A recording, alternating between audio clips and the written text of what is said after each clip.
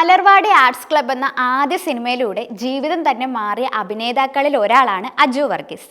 ഒട്ടനവധി പുതുമുഖങ്ങൾ ഭാഗമായ സിനിമയിൽ മലയാളത്തിൻ്റെ മുൻനിര താരങ്ങളുടെ പട്ടികയിലേക്ക് ഉയർന്നത് അജു വർഗീസും നിവിൻ പോളിയും മാത്രമാണ്. അജുവിൻ്റെ തുടക്കം ഹാസ്യ കഥാപാത്രങ്ങൾ ചെയ്തുകൊണ്ടായിരുന്നു. പിന്നീട് മുഴുനീള സഹനടൻ വേഷങ്ങൾ ചെയ്തു. ശേഷം നായകനായി, നിർമ്മാതാവായി. അടുത്തിടെയായി നല്ല സിനിമകൾ നിരവധി അജുവിൻ്റെതായി പുറത്തിറങ്ങുന്നുമുണ്ട്.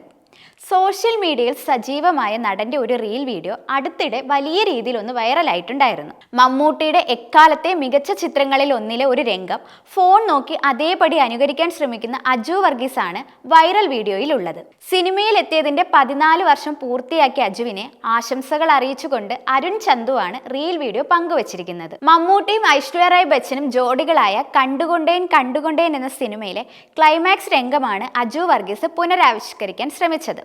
മമ്മൂട്ടിയുടെ ഭാവങ്ങളും ആക്ഷനും എല്ലാം അതേപടി അനുകരിക്കാൻ ശ്രമിക്കുന്ന അജുവിനെ റീലിൽ കാണാൻ സാധിക്കും. അജുവിൻ്റെ അനുകരണം കണ്ട് ചിരി നിയന്ത്രിക്കാൻ നടൻ ഭഗത് മാനുവൽ അടക്കമുള്ള സുഹൃത്തുക്കൾ പാടുപെടുന്നതും റീലിൽ വ്യക്തമാണ്. നമ്മൾ ചെയ്യുമ്പോൾ മാത്രം എന്താടാ ശരിയാവാത്തെ 14 വർഷങ്ങൾ എന്നായിരുന്നു അരുൺ ചന്തു റീലിന് ക്യാപ്ഷനായി കുറിച്ചത്. റീൽ ഇതിനോടകം 3 മില്യൺ മുകളിൽ കാഴ്ചക്കാരെ നേടിയിട്ടുമുണ്ട്.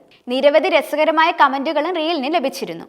ഇപ്പോഴിതാ ഈ വൈറൽ റീൽ വീഡിയോയെക്കുറിച്ച് കഴിഞ്ഞ ദിവസം 1-2 ടോക്സ് എന്ന യൂട്യൂബ് ചാനലിന് നൽകിയ അഭിമുഖത്തിൽ അജു വർഗീസ് പറയുകയുണ്ടായി.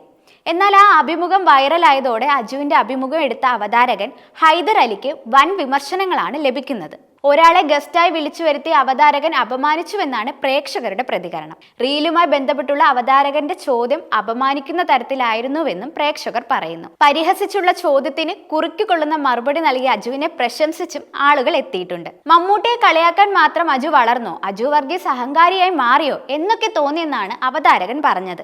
ഉടൻ തന്നെ അജുവിന്റെ മറുപടി എത്തി. എന്തുകൊണ്ട് കുത്തിത്തിരിപ്പ് വന്നില്ല എന്ന് ഞാൻ ആലോചിക്കുകയായിരുന്നു. പക്ഷെ നിങ്ങൾ പറഞ്ഞ ഈ വെർഷൻ ഞാൻ ആളുകളിൽ നിന്നും പ്രതീക്ഷിച്ചിരുന്നു. വേറെ ആരും ചോദിച്ചില്ലെങ്കിലും നിങ്ങൾ ചോദിച്ചു, അതിന്റെ ഉത്തരം ഞാൻ പറയാം. സിനിമാ ചർച്ചകൾക്ക് ഞാനും ചന്തുവും ഫഹദും എല്ലാം ഒരുമിച്ച് കൂടാറുണ്ട്.